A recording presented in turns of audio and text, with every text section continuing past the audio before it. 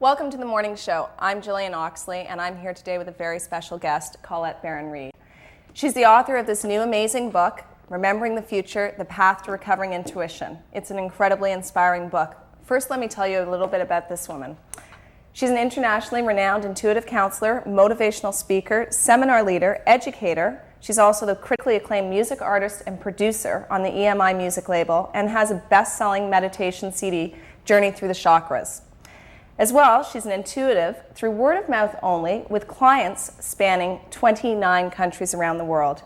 She's been written up in multiple outlets, including the international fashion magazine W.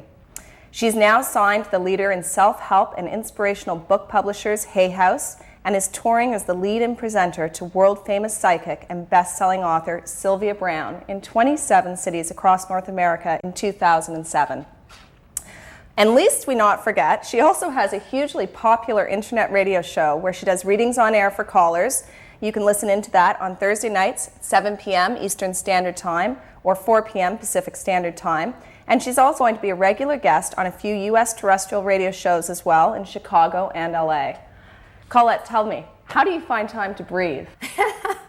I know myself. I can't believe it. I just listen to that whole list and I get exhausted. I'm not surprised. But I've managed to get engaged, married, get a new dog, all in the past few months. And start my next book.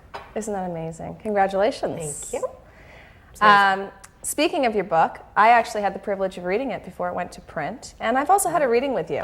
And I've got to tell you, it was a mind-boggling experience. All the things you knew about me, my family, my friends, my future. How do you do it? Well, it's a big, long story, but I can tell you a little bit about how sixth sensory reality works. So if you imagine that everybody has a sixth sense, right? So mine is maybe a little bit more extreme than somebody else's. So like we all run, we can all walk, but not all of us are going to run the Olympics, right? So I'm kind of like the Olympic runner of intuition, if I may.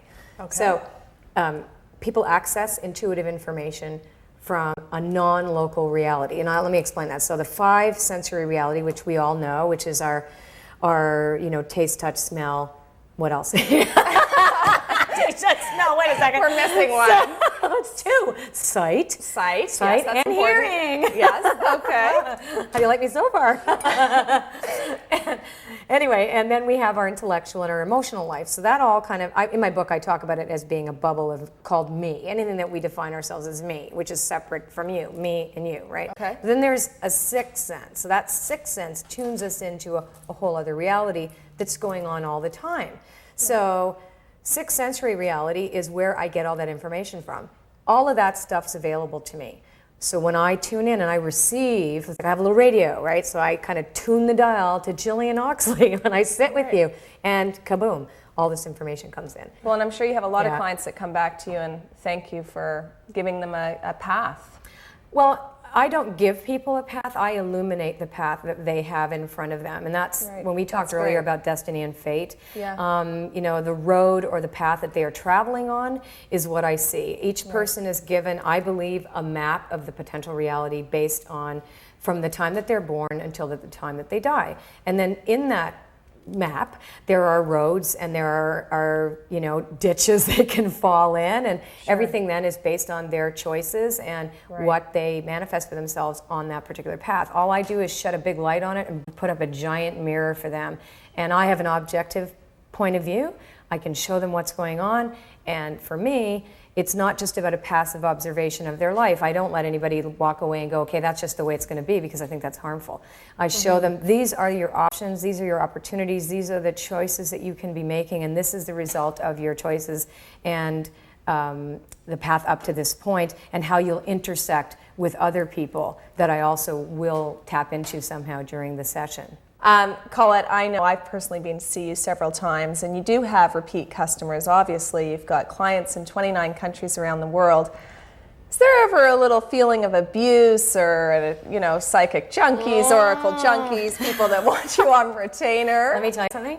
I don't do that. I am so against people becoming dependent on this service as a means to escape their personal responsibility for their lives.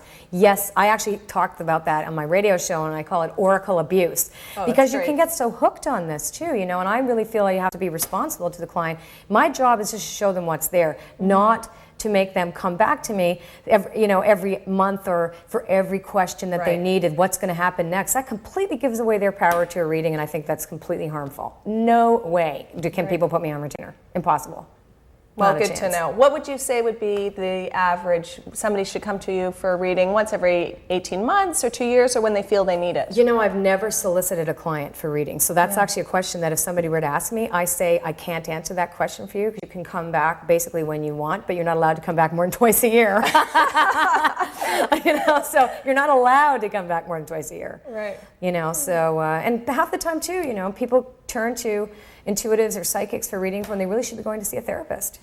Interesting. So it's good to come to us, but then allow the life to keep moving along and do the things that you have to do the next right thing, and see how your reality starts to play out like a story. This has been the most incredible conversation, Colette. Thanks so much for your time. My pleasure. But unfortunately, we're at the end of all of our time, so we're going to have to sign off now. Make sure you pick up this book, Remembering the Future by Colette Baron-Reid. It is truly inspirational and has certainly changed my life. Colette, thank you so much. My pleasure. It has been a busy, busy time for you. I can't imagine there's much more coming up, but tell us, what's next on the slate? I'm already working on my next book called Intentional Wealth. Yep, and there's going to be more, and one day I'll figure out how to sleep. Great. Well, good luck to you. My personal prediction for you is nothing but success, and I wish you the best.